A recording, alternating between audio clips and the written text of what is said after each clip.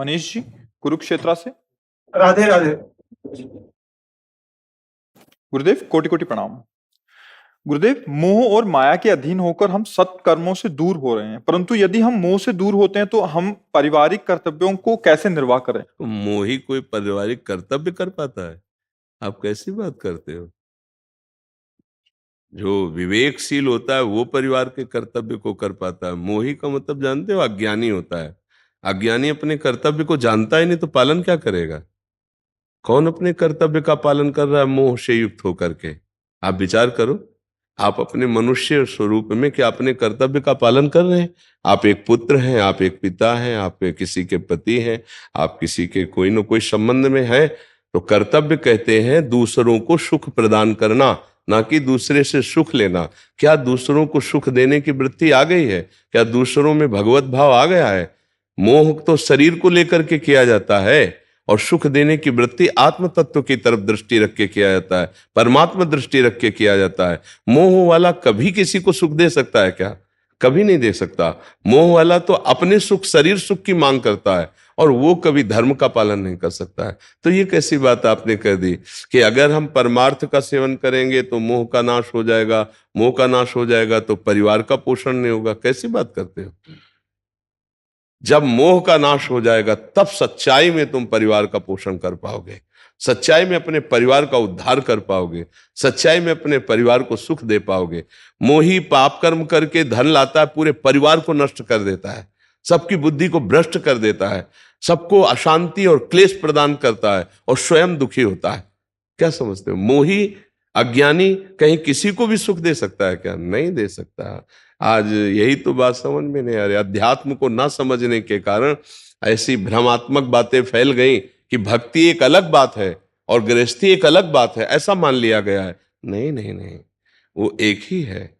जो आप अपने कर्तव्य का दूसरों के हित के लिए पालन करें वो भगवान की प्राप्ति कराता है। परहित सरिस धर्म नहीं भाई, दूसरों को सुख देना, पत्नी को भगवत भाव से मानकर उसे सुख देना, पति को भगवान मानकर उसे सुख देना, पुत्र में भगवत भाव। भगवान ही तो, बिना भगवान के किसी की सत्ता है बच्चा? बोलो, अगर पत्नी के शरीर से भगवान चले जाए तो कई मिनट पत्नी को आप अपने पास रखेंगे, कई मिनट पुत्र को रखेंगे? है तो भगवान ही ना अंदर। देखो तुम हो, तुम्हारे अंदर भी भगवान। तुम अपने को जानते हो क्या? तुम अपने शरीर को केवल जानते हो और वो भी केवल बाहरी रूप। आंतरिक तो डॉक्टर जानेगा शरीर को, लेकिन तुम शरीर नहीं हो, तुम तो कुछ और हो। जब तुम अपने को नहीं जानते हो तो तुम दूसरों को क्या जान जाओगे? पत्नी को जाने कौन आया है, केवल ढांचे को जाना मेरी पत्नी है। पुत्र को जाने कौन आया है इस रूप में, केवल ये जान गए कि मेरा लड़का है। अब ये मोही पुरुष क्या प्यार करेगा उनसे? क्या उनसे प्यार करे? जब जानता ही नहीं तो प्यार क्या करेगा? प्यार तो केवल शरीर से करता है और शरीर से प्यार करने वाला वो प्यार नहीं माना जाता, क्योंकि जब शरीर में जो है वो चला जाता है तो प्यार करके दिखा शरीर से, फिर नहीं कोई प्यार। तो हमारी बात को समझ पा रहे ना? हाँ, हम मोह को, अज्ञान को पोषे ना। नहीं, सच्ची मान लो बच्चा, हमारी बात सच्ची मान लो। सब में बिजली एक ही है, पावर वही परमात्मा है। उन्हीं को हम प्यार करते हैं अनजाने में। प्यार करते हैं ढांचे को, शरीर को, पर प्यार असलियत में मैं उन्हीं को करता हूं और उनसे अनजाना हूं। इसलिए मेरा प्यार झूठा होता है, मेरा प्यार धोखा होता है। हाँ, परिवार को भगवत भाव मानकर प्यार करो तो कितना और प्यार होगा। सोचो ना, हम तो तुम्हें मनुष्य मानकर प्यार कर रहे हैं, लेकिन जब हम तुम्हें भगवान मान के प्यार करेंगे तो कितना जोर का प्यार होगा, होगा ना? तो ये मोह नहीं है, ये ज्ञान है। पत्नी में भी भगवान है। मोह का क्या है? तुम हमारे लिए इतना नहीं कर सकते हो, झगड़ा शुरू और मारपीट शुरू और फिर तलाक तक स्थिति आ गई। हो रहा है ना? ये मोह है। इसकी दशा देखो कहां पहुंच रहे। माता पिता के साथ कैसा व्यवहार हो रहा है। आप सहृदय हो तो आप ऐसी बात कर रहे हो, लेकिन एक पुत्र ऐसे भी हैं जो माता पिता के साथ कितना दुर्व्यवहार कर रहे हैं। आप समाचार में, संसार में आप देख रहे हैं ना। लात से, थप्पड़ों से, जूतों से उस मां को मार रहा है जिसने उसको अपने गर्भ में पाला, जिसने अपने खून को दूध में परिवर्तित करके उसका पोषण किया। उस माता को मारा, दुर्गति होगी, वो जान रहा है। तो ये क्या है? मोह। इसी को अज्ञान कहते हैं। तुम जिस बात को मोह कह रहे हो वो शायद ममता प्यार को कह रहे होगे। वो ममता प्यार दिखावटी है, असली में ममता प्यार ज्ञानी के द्वारा होता है, जो भगवत स्वरूप मानकर प्यार करता है।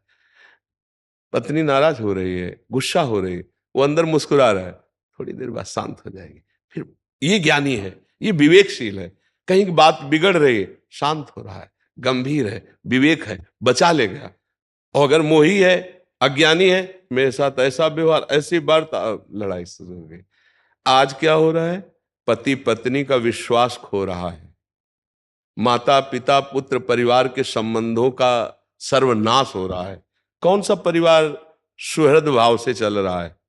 भाई भाई के, बड़े भाई ने अपने पिता की जमीन के लिए कुछ वार्ता हुई, ट्रैक्टर चढ़ा के मार डाला। ये भ्रातृ प्रेम है? ये मातृ पितृ प्रेम है? ये पति पत्नी का प्रेम है? तो ये है मोह की लीला या ज्ञान की लीला। अगर विवेक हो तो बड़ा भाई भगवान के समान, पिता के समान माना जाता है। उतर के चल कि आप जैसा चाहिए। आपको ऐसा लगता है इतना दे देते तो मैं उतने से काम चला लूंगा, आप पिता के समान है, वो पानी पानी हो जाएगा। ये है ज्ञान, ये है वास्तविक प्रेम कि भाई मैं आपको तो गलत शब्द नहीं कह सकता, आप हमारे पिता के समान है। आप चार से मिलकर बंटवारा करवा दीजिए या आप ही स्वयं कर दीजिए, जो हमें दे देंगे हम ले लेंगे, बस हमें आपकी प्रसन्नता चाहिए। वो पानी पानी हो जाएगा। दिल है उसके, लेकिन क्या क्रूरता!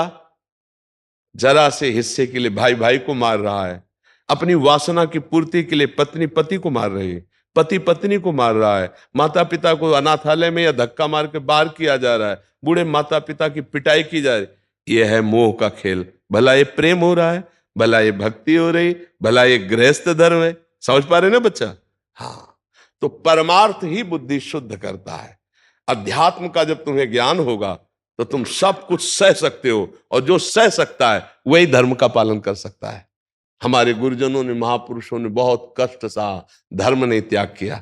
हम लोग समझते हैं कि हम जो कर्तव्य करते हैं उसके परिणाम में सामने वाला हमारे अनुकूल चले। समझ पा रहे हैं आप? हम जो कर्तव्य कर रहे हैं उसके परिणाम में सामने वाला हो, चाहे पिता हो या पत्नी हो पुत्र हो, अनुकूल चले। ऐसा धर्म नहीं कहता। हम सबके अनुकूल चल रहे हैं और सब हमारे प्रतिकूल है, मुझे कोई फर्क नहीं पड़ता क्योंकि मैं सत्य में चल रहा हूं, धर्म में चल रहा हूं, ऐसे चला जाता है। तब वो विजयी होता है इस माया से। पर बहुत कठिन है ऐसा चल पाना, नहीं है? अगर माता पिता की सेवा करते हैं और वो माता पिता आए हुए रिश्तेदार से हमारी निंदा करते हैं, फिर हम क्या सेवा कर पाएंगे? सोचना। फिर जलन पैदा होगी, फिर ऐसा लगेगा हम तुम्हारी इतनी सेवा करते हैं, तुम बड़ाई की जगह निंदा करते हो, प्रतिकूल व्यवहार, तो आप अपने कर्तव्य से चूक गए। अगर आपको ज्ञान है, यार वृद्धावस्था है, इनकी बुद्धि बिगड़ी हुई है, ऐसे ही बोलते रहते, हमारा कर्तव्य इनकी सेवा करना, हम इनको भगवान की तरह मानेंगे, इनका जो मन आवे सो बोलते रहे, अब वो आगे बढ़ जाएगा। तो अध्यात्म ज्ञान के बिना अपने परिवार को आप प्रेम नहीं दे सकते, आप अपने परिवार को सुख नहीं दे सकते। पक्का पक्का। ऐसे ऐसे दृश्य उपस्थित हो रहे हैं जिनमें अपने परिवार के प्रेम की धज्जियां उड़ रही हैं। आप देख लीजिए, बच्चे बच्चियां माता पिता को ठिंगे पे रखे हैं, बिल्कुल बात नहीं मान रहे, नहीं माने, अंगूठा दिखाए जैसे ना, ऐसे। अब वो जा रहे हैं, बिल्कुल आदेश उपदेश माता पिता को बिल्कुल नहीं मान रहे। अब विचार करो, क्या ये ममता है? जिस माता पिता ने 18-20 वर्ष तक अपने बच्चे को पढ़ाया लिखाया, अब मेहनत करके पोषण किया, वही उनकी अवहेलना करके, मनमानी आचरण करके, उनका तिरस्कार करके जा रहा है, ये क्या है? ये ममता है, ये मोह है, ये प्यार है, ये अज्ञान है। समझ रहे ना? इसलिए ज्ञान की जरूरत है बच्चा। ये सोचना कि अगर हम भक्ति करेंगे तो हमारा मोह जाल परिवार का सब नष्ट हो जाएगा, परिवार कैसे चलेगा, ऐसे नहीं, बहुत प्यार से चलेगा। सुलझा हुआ व्यक्ति अपने परिवार को संभाल सकता है। और आप सहना सीखो, आगे बढ़ो। ये अध्यात्म में आ सकता है ये बल, अन्य नहीं आ सकता, अन्य नहीं आ सकता। और अध्यात्म का है कि 100 बार तुम अपमान करोगे फिर मैं तुम्हें प्यार करूंगा। अध्यात्म ये पावर देता है कि 100 बार मुझे गाली दोगे तो हर बार तुम्हें मैं प्यार करूंगा, देखता हूं तुम्हारी गाली जीतती है, मेरा प्यार जीतता है। और संसार में है कि अगर एक बार हम तुम्हारे सामने झुके तो तुम्हें झुकना पड़ेगा। संसार का स्वरूप है ना, ये प्यार है। प्यार का मतलब मैं तुमसे प्यार करता हूं, तुम्हें जीवन भर सुख प्रदान करूंगा, तुम्हारी जो इच्छा हो करो, मैं तुम्हें प्यार करता हूं। चाहे मां हो, चाहे पिता हो, चाहे पत्नी हो, चाहे पुत्र हो और चाहे भगवान हो। प्यार का मतलब केवल होता है मैं आपसे प्यार करता हूं, और प्यार का मतलब होता है अपने प्यारे को सुखी देखना। भला ऐसा प्यार कौन करता है? केवल प्यार शब्द का प्रयोग करके अपनी वासनाओं की पूर्ति की जाती है। तुम मरो तुम जियो तुम कोई मतलब नहीं। प्यार का मतलब ये नहीं होता। प्यार का मतलब होता है अपने प्राणों की बाजी लगाकर जिसे प्यार किया उसे सुखी रखना। तुम मुस्कुरा रहे हो यही हमारे लिए सुख है, क्योंकि मैं तुमसे प्यार करता हूं। ऐसा कहां प्यार है? तो संसार का मोह जाले अलग है, थोड़ा ज्ञान का विवेक का अलग। बहुत सुंदर परिवार में जी सकते हो अध्यात्म के द्वारा। अध्यात्म नहीं है तो बहुत ही नारकी जीवन। थोड़ी सी संपत्ति के लिए माता पिता छोटे पुत्र को ज्यादा प्यार कर रहे हैं, तो बड़े भाई ने लात और चप्पलों से मारा, थप्पड़ों से मारा अपने माता पिता को। अब बोलो ये क्या है? संपत्ति। अरे उनके लिए जिन्होंने तुम्हें पाला पोसा बड़ा किया, उनके लिए तुम ऐसा व्यवहार कर रहे हो। तो ये मोह ये अज्ञान कहीं भी सफल नहीं होने देता। ज्ञान की जरूरत है, हमें विवेक की जरूरत है, हमें भक्ति की जरूरत है, हमें भगवान के आश्रय की जरूरत है। आप समझ पा रहे? श्याम सुंदर जी जयपुर से। राधे राधे महाराज जी, प्रणाम। महाराज जी, मानसिक पूजा करने का सही तरीका क्या है? प्रगट सेवा में पहले रुचि करो, तब मानसिक सेवा में पहुंचोगे। इतना भजन एक हमारे अंदर होने लगे कि मानसिक आराध्य देव तो पहले दिखाई दे। आंख खुली हो या आंख बंद हो, हम जिनका पूजन कर रहे हो झलक तो रहे हो। अगर वो नहीं झलक रहे तो मानसिक पूजन किसका करोगे? समझ पा रहे हो? और ये बड़ी ऊंची स्थिति है। नेत्रों में अपने आराध्य देव बसे हों, ये तो बहुत ऊंची स्थिति है। तो मानसिक सेवा में प्रवेश होता है प्रगट सेवा की आसक्ति से। प्रगट सेवा करते हैं प्रियालाल की?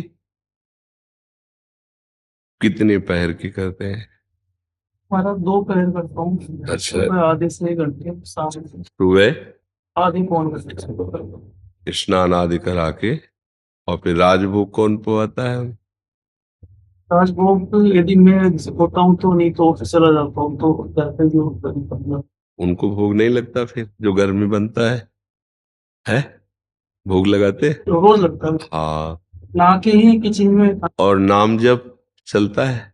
नाम जब मुंह से तो 15-20 मिनट का ही होता है, बाकी घर में वो चला के रखते हैं। उसको थोड़ी भगवत यंत्र को थोड़ी भगवत प्राप्ति कर ली, भगवत प्राप्ति तो अपने को कर लिए।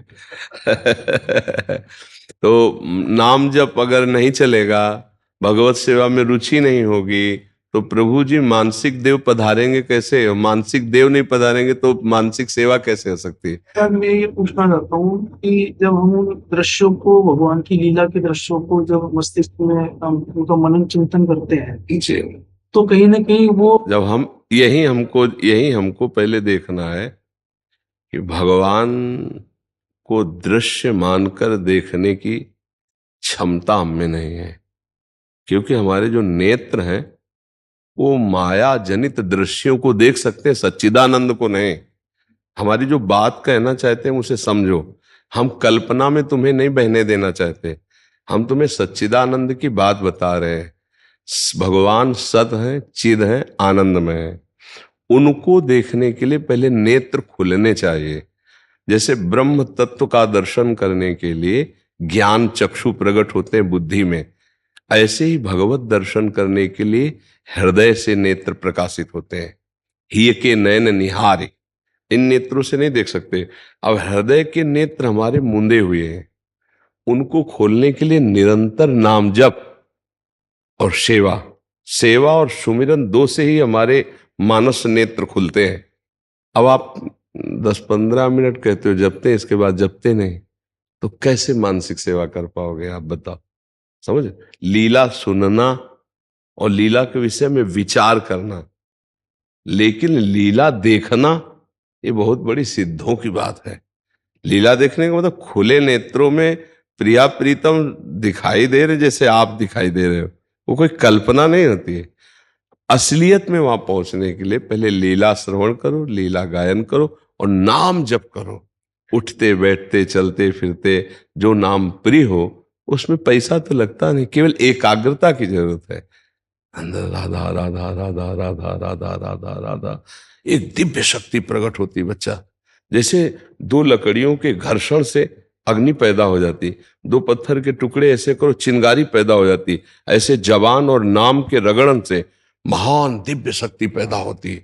उसी तेज में वो भगवान का मानसिक पूजन कर पाता है। अभी तो देखो आंख बंद करो, अंधकार है ना, तेज प्रकट होगा, और जब नेत्र प्रकाशित होंगे तो तेज, गौर श्याम तेज, उसी में प्रिया प्रीतम झलक रहे। अब वो शुरू कर रहा है मानसिक सेवा, उनको स्नान कराना, अंग पोछा, वस्त्र धारण कराना, आभूषण धारण कराना, भोग लगाना, श्रृंगार करके आरती करना, पूरा अब ये सब हो रहा है। और शांत बैठा, आंख खुली है बंद है, और उसमें अब ये स्थिति तो है नहीं ना बच्चा।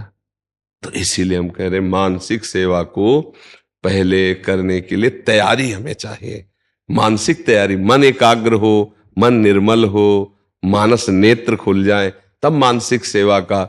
तो इसलिए नाम जप करो और प्रगट सेवा करो, और कुछ ऐसे पद और स्तोत्र याद कर लो, जब मंत्र में नाम में मन न लगे तो उनको हम गुनगुनाएं। कुछ स्तोत्र है, कुछ चालीसा है, कुछ ऐसे कंठस्थ कर लो कि हमारा समय अभ्यास में ऐसा जाए कि हम कुछ भगवत गुणगान, कुछ नाम जप, कुछ ठाकुर सेवा, कुछ लीला का भाव, जैसे आप कह रहे हो हम विचार करते हैं, इनसे हमारा हृदय का मार्जन होगा, और जब हृदय पवित्र होगा तब मानसिक सेवा प्रारंभ होती है। और मानसिक सेवा का मतलब है सिद्ध भाव, क्योंकि मानसिक सेवा इस शरीर से नहीं होती, फिर मानसिक देह से मानसिक सेवा होती है। प्रगट सेवा प्रगट शरीर से होती है, और मानसिक सेवा मानसिक देह से होती है। जैसे हम देख रहे हैं कि प्रभु सामने विराजमान है, तो हम भी वही हैं, तभी तो स्नान कराएंगे। तो भला प्रियालाल को इस शरीर से छू सकते हैं क्या? भाव शरीर से।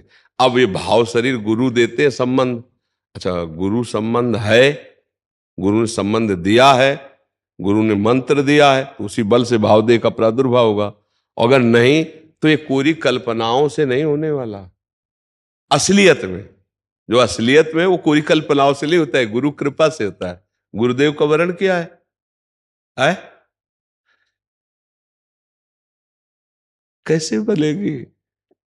अरे भाई चोरी भी सीखना होता है ना, जेब काटना, तो उसमें भी गुरु की जरूरत होती है, ले तब वो प्रवीण होता है। फिर आप पर ब्रह्म परमात्मा तत्व में स्थित मानसिक सेवा के लिए माया को काट करके, तो बिना गुरु कृपा कटाक्ष के कैसे आगे बढ़ोगे बच्चा? अब सत्संग सुन लेना अलग बात है वो, अब तुम किस रूप से भगवान की सेवा कर रहे हो, कौन है भगवान तुम्हारे, क्या तुम्हारा संबंध है, कुछ पता है? भगवान कौन है तुम्हारे, क्या संबंध है तुम्हारा? सेवन होता है शांत, दास, सख्य, वात्सल्य, कांता, सहचरी। आप किस भाव में हो, आपने प्रभु को क्या माना है? तो आपकी मनमानी से थोड़ी होगा। गुरु ने क्या संबंध दिया है, गुरु ने आपको क्या भाव, उससे चला जाता है। तो अभी नाम जप करो, ठाकुर सेवा करो, लीला गायन करो, लीला श्रवण करो, और प्रभु से एक प्रार्थना करो कि प्रभु मैं चाहता हूं कि आपकी मैं सेवा कर पाऊं, प्रगट और मानसिक। मुझे ऐसे सदगुरुदेव का सानिध्य दीजिए जो साक्षात आप ही हो, और आप जहां हो मुझे बुला लीजिए, या आप स्वयं आकर के मुझे ऐसा पता चला कि गुरु के बिना अधूरा जीवन, तो आप मुझे गुरु रूप से मिलिए, पहली तो ये बात है। और नाम जप कीजिए, लीला गायन कीजिए, और खूब सेवा भाव प्रगट में कीजिए, ठीक है? प्रभात जी। राधा वल्लभ। प्रभु जी आपके चरणों में कोटि कोटि नमन। प्रभु जी मैं एक शिक्षक और प्रशिक्षक हूँ। आज समाज में शिक्षकों के सम्मान के कम होता जा रहा है महाराज जी, ये बहुत एक पीड़ादायक है। कुछ शिक्षक बहुत अच्छे हैं, कुछ अपने कार्य में रुचि नहीं लेते, ये दुख का कारण है समाज में। देखो दोनों तरफ से है, जो गलती है वो दोनों तरफ से हो रही। आजकल बच्चे भी बहुत उद्दंड हो रहे हैं, अगर आप उनको ज्यादा शासन में लोगे तो कानूनी कार्रवाई भी हो सकती है, और बच्चे आप पर प्रहार भी कर सकते हैं। और दूसरी तरफ से अपनी गुरु महिमा को भूल करके शिक्षक ऐसे भी आचरणों में उतर जाते हैं जिनसे निंदा होती है, निंदास्पद क्रियाएं, मान लो बच्चों के साथ गलत स्पर्श, गलत दृष्टि, गलत चेष्टा। तो आप गुरु पद पे हैं, मतलब अगर हम शास्त्रों का ज्ञान रखते हैं तो प्रथम गुरु वो हुआ जिसने हमें का सिखाया था। जिसने हमें मात्रा सिखाई थी। नहीं, गुरु पद तो अक्षर और का ज्ञान जो है वो आप लोगों से ही होता है। कोई चाहे जितना बड़ा पदाधिकारी बने, चाहे जितना बड़ा महात्मा बने, अक्षर का ज्ञान तो गुरु से ही होता है। पहले पार्टी तो गुरु ही पहुंचवाई ना। अब वो चाहे जितना डिग्री वाला बन जाए, तो अपने पद का आपको ध्यान रखना चाहिए। टीचर को ध्यान रखना चाहिए कि मेरा गुरु पद है, और गुरु बहुत गंभीर होता है, कई माताओं का प्रेम एक साथ रखता है, तो इतना सहनशील भी होना चाहिए। अब जैसे कुछ है ऐसे जो सहनशील है, वो ऐसे तो अब बच्चों का स्वभाव बिगड़ रहा है, क्योंकि उनकी इतनी बुद्धि स्मार्टफोन से स्मार्ट हो गई है कि वो बर्दाश्त ही नहीं करते हैं कि डांट फटकार बर्दाश्त हो, और ज्यादा आप करेंगे तो दो बच्चे मिलकर आपसे प्रहार ऐसा प्रमाण मिलता है कि बच्चे से। अब क्या है कि आपको अपनी मर्यादा संभालनी पड़ेगी। आपको जितना अधिकार मिला है उतना उपदेश कीजिए, पढ़ाइए। अगर प्यार से और मृदु शासन से बात बनती तो बना लीजिए। कठोर शासन का प्रयोग कदापि न करे बच्चों पर, क्योंकि पहली बात तो कठोर शासन निषेध है। बच्चों के ऊपर कठोर शासन नहीं करना। थोड़ा भय दिखा दिया ऐसा तो अनिवार्य है, क्योंकि हम लोग भी तो स्कूल में रहे ना। अगर ये डर है कि 10 मिनट लेट हो गए, प्रार्थना में नहीं पहुंचे तो छड़ी पड़ेगी, तो दौड़ते हुए जाते थे। अगर ये डर खत्म हो जाए तो हम घर में जा करके बस्ता टांग के गुल्ली डंडा कबड्डी ये गांव के खेल खेलेंगे, वह पढ़ेंगे नहीं। और जब ये कि कल पाठ सुना जाएगा और नहीं सुना पाए तो एक दो अच्छा, बच्चों के बीच में अगर डर नहीं होगा तो फिर कैसे सीखेंगे। तो मृदु शासन और प्यार। मृदु शासन में जैसे खड़े हो जाइए, आप खड़े रहिए, यहाँ पूरे क्लास तक खड़े रहिए आप, और सब बच्चे देख रहे हैं तो उसको एक अपमान भी महसूस हो रहा है, यार खड़े कर दिए जाएंगे ऐसे मृदु। अब जैसे बहुत जानवर की तरह बच्चों के साथ मारपीट करना, ये अधिकार नहीं, ये अधिकार नहीं, ये शिक्षा का मतलब तरीका ही नहीं। कई ऐसे प्रमाण मिलते हैं कि जैसे बच्चों के त्वचा में चिन्ह बन गए डंडे, तो बच्चे हैं यार, उद्दंडता। ये अवस्था में किसने उद्दंडता नहीं की, हमें बताओ। तो सबने की है। बच्चापन में अगर देखा जाए तो खेल कूद उद्दंडता ये स्वभाव में है, बच्चों के स्वभाव में। तो बच्चों को प्यार और मृदु शासन के द्वारा। अब टीचर जब आसुरी प्रवृत्ति से उनको पीटते हैं, मारते हैं, तो ये भी ठीक नहीं है।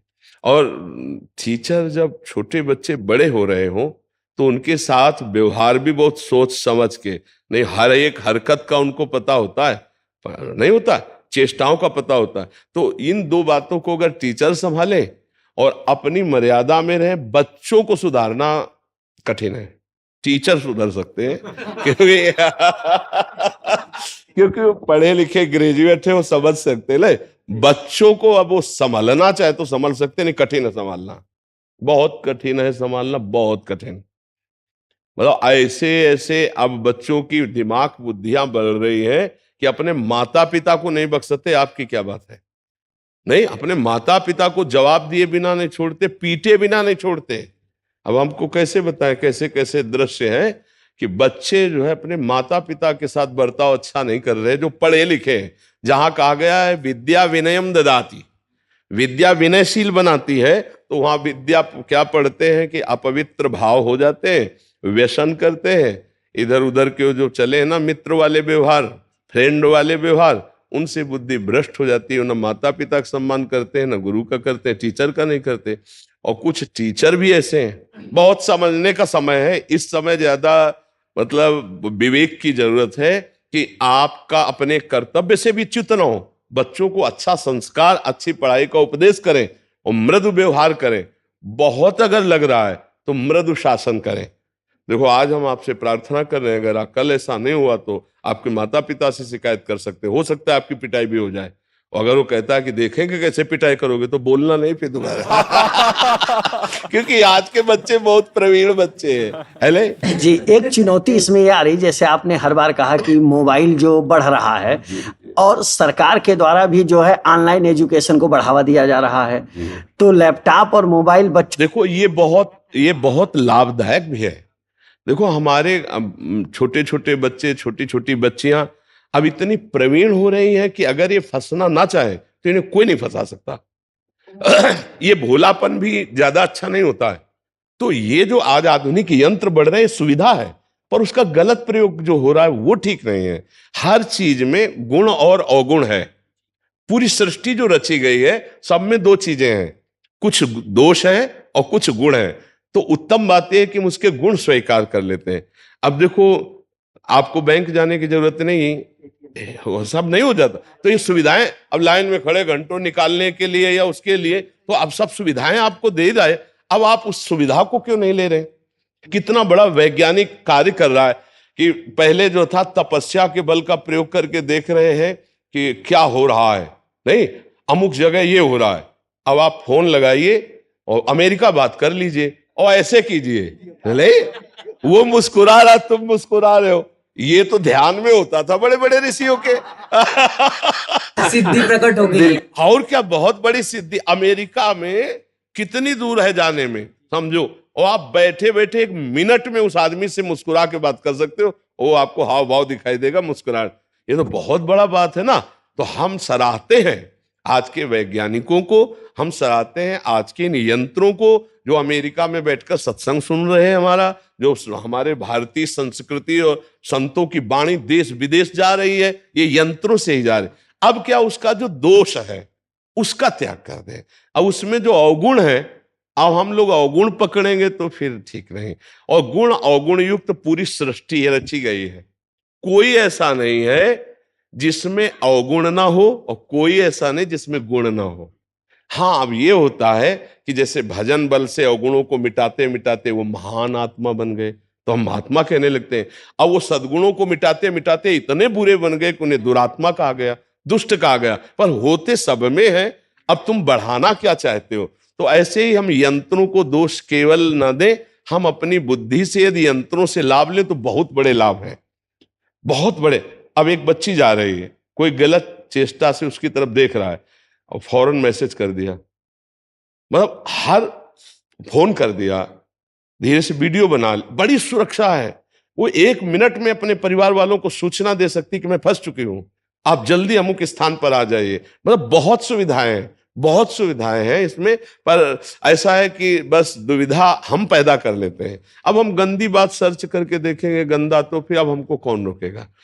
तो हमें लगता है कि सब चीजें बहुत लाभदायक हैं, अगर हम उनका दुरुपयोग ना करें तो, सदुपयोग करें तो बहुत लाभदायक।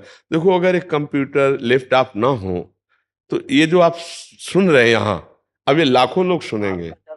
हाँ, अब कैसे होगा? आपको जाने ही हम लोग इसी माध्यम से पधारे ही वैसे। इसीलिए हमें लगता है कि बुराइयों को त्यागने की हमारे अंदर बौद्धिक शक्ति प्रबल हो जाए तो मोबाइल में कोई दोष नहीं। चेतन कपूर जी, राधा वल्लभ श्री जी। गुरुदेव आपके चरणों में कोटि कोटि प्रणाम। गुरुदेव, मैं अधम आज से 9 महीने पहले मांस, शराब अथवा क्लब जाना, आज आपकी कृपा से 9 महीने से लगातार हर महीने से एक बार आपके दर्शन सत्संग के लिए आता हूँ। आपके बल से लहसुन प्याज भी छोड़ दिया है। गुरुदेव, प्रश्न है कि मैं एक रेस्टोरेंट चलाता हूँ जिसमें मांस आदि बनता है और वो भी बंद करने जा रहा हूँ केवल आपके ही बल से, और उसमें अब सिर्फ वेज शुद्ध शाकाहार भोजन ही बनाएंगे। बहुत धन्यवाद कि आप अंधेरे के मार्ग से प्रकाश की तरफ स्वयं लौट रहे हैं। बहुत धन्यवाद, क्योंकि प्याज लहसुन तक छोड़ने की बात आपने सोच ली। ये बहुत धन्यवाद कि आप अपने जीवन को प्रकाश की तरफ, अस्तो माँ सदगमय, तमसो माँ ज्योतिर्गमय, मृत्युर्मा अमृतम गमय। मृत्यु से अमृत की यात्रा, अंधकार से प्रकाश की यात्रा, असत से सत की यात्रा, यही जीवन का, मनुष्य जीवन का लाभ है। आप आगे बढ़िए। ऐसा नहीं कि मांस नहीं बेचेंगे तो आप भूखों मर जाएंगे, ऐसा नहीं है। आप सत मार्ग में चलेंगे तो मान सकते हैं कि जो सांसारिकताएं हैं वो आप में कम होंगी, लेकिन आप में सद्गुण ज्यादा होंगे, आप में शांति ज्यादा होगी, आप में संतोष ज्यादा होगा। सबसे बड़ा दरिद्र कौन? जिसकी जितनी बड़ी वासना उतना बड़ा दरिद्र। सबसे ज्यादा धनी कौन? जो संतोष धन से युक्त है और नाम जप करता हुआ। अगर 4 रोटी और नमक खा करके संतुष्ट हो तो आपसे बड़ा कोई धनी नहीं है। अगर लाखों करोड़ों अरबों की वासनाएं, तो इससे बड़ा दरिद्र क्या है? कभी इसकी पूर्ति होती है क्या? 100 से 1000, 1000 से 10,000, 10,000 से लाख, लाख से करोड़, करोड़ से अरब, अरब से खरब, फिर भारत का नंबर 1, फिर विश्व का नंबर 1, ये चलता रहता है मन में। वो दरिद्र ही है, वो कभी तृप्त नहीं हो सकता।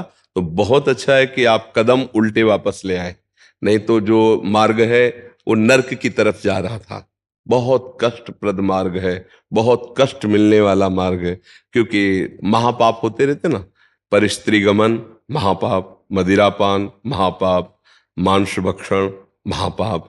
देखो, जितना हमको अपना मानव देह प्रिय है उतना हर जीव को अपना देह प्रिय है, और उन जीवों की हत्या कर कर उनके शरीर से अपना भरण हम कोई पशु थोड़ी, जैसे हिंसक पशु सिंह है, वो जब शिकार करता है, भेड़िया है, हाइना है, ये जब शिकार करते तो इनको पाप नहीं लगता, क्योंकि इनके लिए वही आहार बनाया गया है। जैसे हम मूली, गाजर, तरबूज ये सब पाते तो हमारे लिए पाप नहीं लगता, क्या उसमें जीव नहीं क्या है?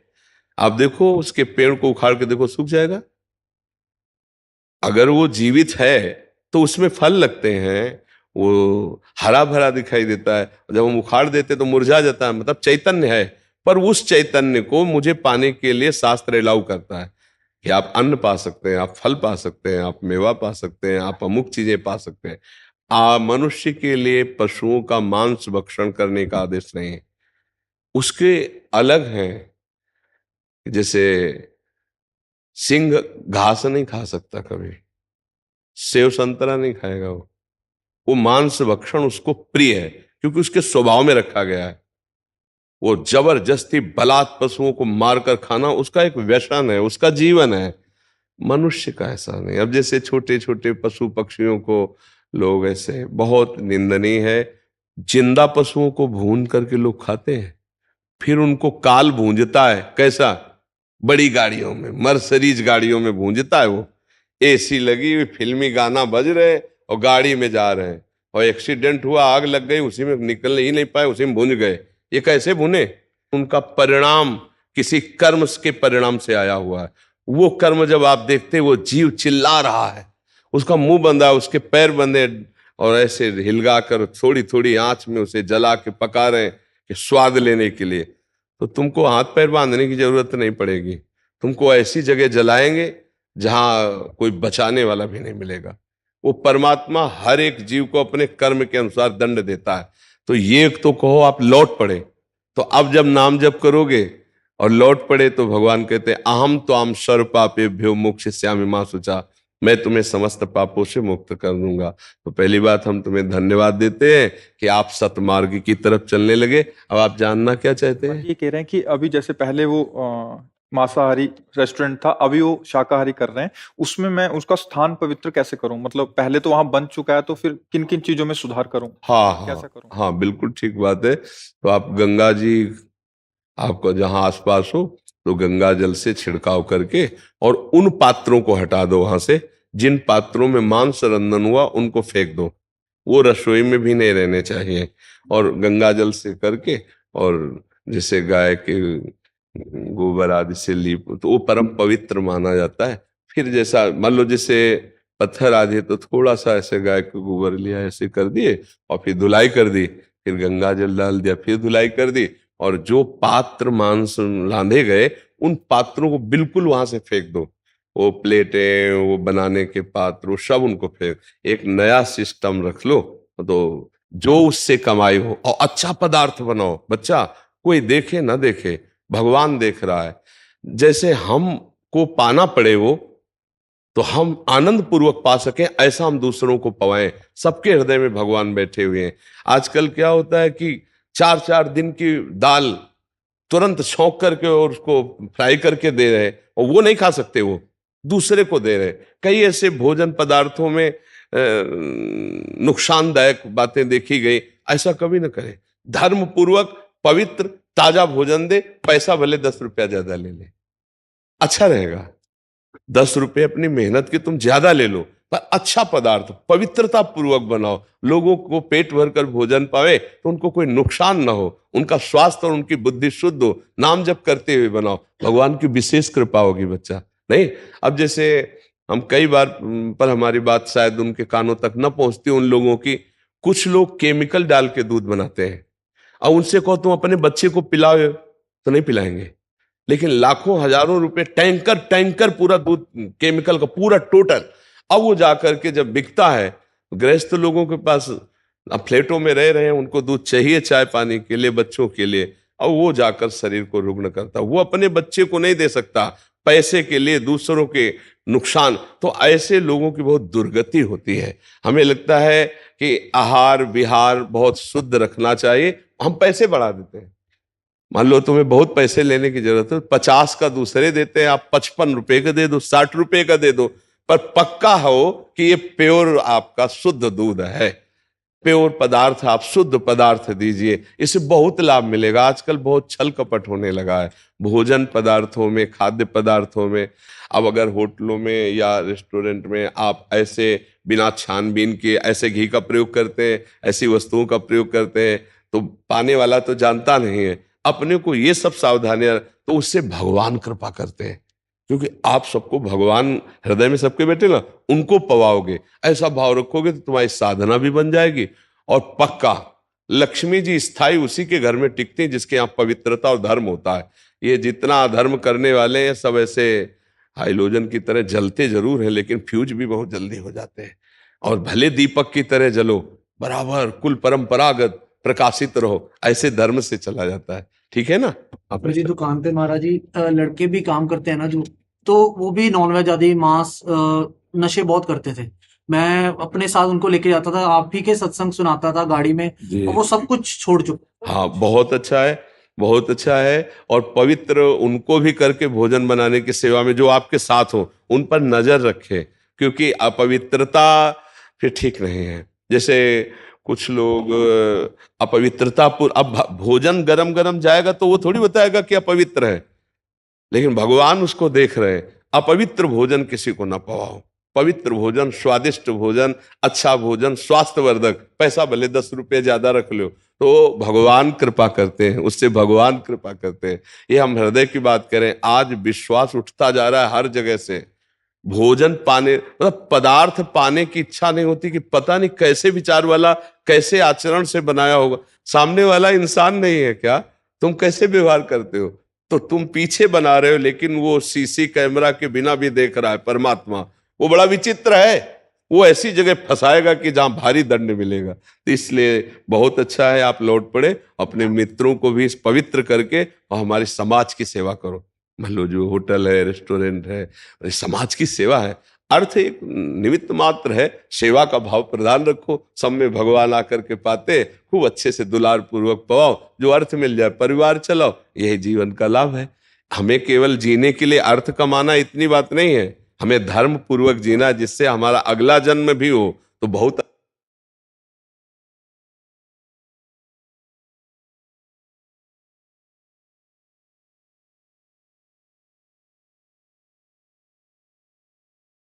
धनराज मीना जी, राधे राधे राधे। गुरुदेव भगवान आपके चरणों में कोटि कोटि प्रणाम। राधा वल्लभ शेरवंश। गुरुदेव भगवान, मैं आपका एकांतिक वार्तालाप सुनता हूँ, मैं देख नहीं सकता। मैं अपनी पढ़ाई के साथ साथ भगवत मार्ग में आगे बढ़ना चाहता हूँ। महाराज जी मेरे लिए क्या आदेश? ये कह रहे हैं कि हाँ, कोई बात नहीं। 3 नेत्र होते हैं, एक तो होते चर्म चक्षु, और बुद्धि में जो नेत्र जागृत होते हैं उन्हें ज्ञान चक्षु कहते हैं, और हृदय में जो नेत्र जागृत होते हैं उन्हें प्रेम चक्षु कहते हैं। इन चक्षुओं का केवल दर्शन माया जनित होता है, ये जो आप देख रहे हो, लेकिन दिव्यता का दर्शन या तो ज्ञान नेत्रों से होता है या प्रेम नेत्रों से होता है। और वो सबके हृदय में, जैसे श्री सूरदास जी के बाहरी नेत्र नहीं थे, पर उन्होंने प्रेम नेत्र जागृत किए तो सच्चिदानंद भगवान का साक्षात दर्शन और उनकी दिव्य लीलाएं, ऐसे दिव्य भाव थे कि श्रीनाथ जी को जो श्रृंगार पहनाया जाता वही वो पद गाते। तो कई बार सबको भ्रम हुआ कि बाबा के नेत्र वास्तविक नहीं है, क्योंकि जैसा पाग जैसे वैसे वो वर्णन करते। तो एक दिन परीक्षा के लिए पर्दा लगाया गया और बाहर बैठे श्री सूरदास जी, फिर पर्दा खोल लिया गया और कहा गया श्रृंगार हो गया, पद गाओ। तो उस समय कोई श्रृंगार नहीं किया गया था, कोई तिलक नहीं, कोई पोशाक नहीं। तो बोले आज हरि देखे नंगम नंगा। सबके होश उड़ गए कि आज हरि को तो कोई पोशाक नहीं धारण करवाई गई। तब पूछा कि बाबा वास्तविक आपके नेत्र है? तब उन्होंने लिखा देख लो दोनों नहीं है। तो हम ये कहना चाहते हैं कि जिसके बाहरी नेत्र नहीं है संसार के, तो ऐसा ना समझे, उसके दो नेत्र और खुल सकते हैं, एक ज्ञान नेत्र और एक प्रेम नेत्र। ज्ञान नेत्र खुल गए तो बिना पढ़े सारे वेद कंठस्थ अपने आप जागृत हो जाते हैं, वेदों का रहस्य प्रकाशित हो जाता है। नाम जब से जो राम राम नहीं बोल पाते थे, उन्होंने बड़ी सुंदर ग्रंथ रचना कर दी, मरा मरा मरा मरा जबकि। अगर तुम नाम जप करो राधा राधा राधा, और कोई भी गंदी बात मन में चले उसको काटो भगवान के नाम से, फिर आप देखो आपके अंदर दिव्य ज्ञान का प्रकाश होने लगेगा, अध्यात्म शक्ति बढ़ने लगेगी। बिल्कुल निराश ना हो कि मेरे बाहरी नेत्र नहीं है तो मैं कुछ नहीं कर सकता, ऐसा नहीं है। दो नेत्र और हैं जिनको आप जागृत करो। ये नेत्र तो बहुत स्त्री पुरुष जड़ चैतन्य बुरा भला यही देखते हैं, और क्या देखते हैं। अच्छा हुआ कि भगवान के मार्ग की तरफ आपका झुकाव हो गया, नहीं तो मन में रहता कि मेरा जीवन तो सबसे गिरा हुआ जीवन है। नहीं, बिल्कुल नहीं है। आप नाम जप करके सबसे महान बन सकते हैं। कितने ऐसे, देखो बिल्व मंगल जी ने तो अपने नेत्रों को फोड़ ही दिया था, इसीलिए कि ये संसार देखते अब मैं कृष्ण को देखना चाहता हूं। तो आपके ऊपर कृपा है, आप कोई ऐसा न सोचे कि मेरा अभाग्य है कि मेरे बाहरी नेत्र नहीं है। तुम अंदर के नेत्रों को प्रकाशित करो, नाम जप करो और अच्छे भाव रखो। भाव से ही दिव्यता आती है। जैसे बाजार में भाव से ही सामान की महिमा है, जिसका जितना भाव चढ़ा होगा बढ़ा होगा उतने बढ़िया वो सामग्री मानी जाती। नहीं, हमारा हृदय भी अगर भाव में बढ़िया बढ़ जाए तो भगवान कहते हैं कि जहां भाव होते हैं वहीं मैं प्रकाशित होता हूं। भाव का भूखा हूं मैं, भाव ही एक सार है, भाव से मुझको भजे तो भाव से बेड़ा पार है। भाव बिन सुनी पुकारे मैं कभी सुनता नहीं, भाव प्रेरित टेर ही करती मुझे लाचार है। इसको भाव प्रकट करने के लिए अंदर चाहिए, अंदर नाम जप करो, अच्छे भाव रखो, तो लौकिक और पारलौकिक दोनों उन्नति होती है। भगवान के नाम जप से इह परलोक सकल सुख पावत, मेरी सुभैया कृष्ण गुण संचु। इस लोक और परलोक में सब जगह सुख की प्राप्ति होती है। और आपने भले हमें देखा ना हो, लेकिन आपको हम देखा है। आप खड़े थे ना मार्ग में, जी। हाँ, अगर भीड़ ना होती तो मैं आपके पास आके राधे राधे बोलता कि आप ये मत सोचना कि आपने देखा नहीं, हम आपको देखा और आपसे राधे राधे किया। आप खड़े थे, रमण रेती में खड़े थे। हम हर व्यक्ति को एक दृष्टि देते हैं कि तुम रात्रि में आके खड़े हुए हो, जब इनको देखा तो लगा इनको कैसे पता चले कि मैंने इनको देखा। तो भगवान की कृपा से आप एकांतिक में आ गए तो हम आपको बताए हमने आपको देखा। आपने हमें देखा कि नहीं देखा? ओ, हमने आपको देखा तो बस आप समझ लो फिर देखा। अब तो आप अपने सौभाग्य को सराहिए। वृंदावन में आए, आप ऐसे भाव से आए। लाखों में देखते सबको है, पहचान किसी की नहीं होती, लेकिन आपकी पहचान रखा, आपका भाव रख। हम अगर भीड़ ना होती तो हम आपके पास जाते। पहले तो हमने सोचा कि कोई माला अगर हमें मिली होती तो तुम्हें जरूर माला पहनाते, क्योंकि हमारी दृष्टि गई थी तो हमें लगा था कि आप हमें नहीं देख रहे, लेकिन हम आपको देख रहे हैं। हे प्रभु, आप इस रूप में आए, आपका मैं स्वागत करता। तो आपने अवसर दिया, आप यहाँ आए, बड़ी कृपा आपके ऊपर। आप अंदर नाम जप कीजिए। अपने को कभी भी ऐसा मत मानिए कि मेरे बाहरी नेत्र नहीं तो मैं असमर्थ हूं।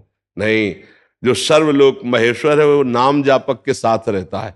अगर हम नाम जप रहे हैं तो भगवान हमारे साथ है, हम अकेले नहीं हैं ना। देखो, कई लाख पदों के रचयिता हैं सूरदास जी, और एक भी अक्षर का कोई पढ़ाई लिखाई नहीं, कई लाख पद के रचयिता। ये है आध्यात्मिक नेत्र, आध्यात्मिक ज्ञान। कई लाख पद की रचना करने वाले महापुरुष। तो आप नाम जप कीजिएगा, ठीक है? सत्संग सुनिए और नाम जप कीजिए।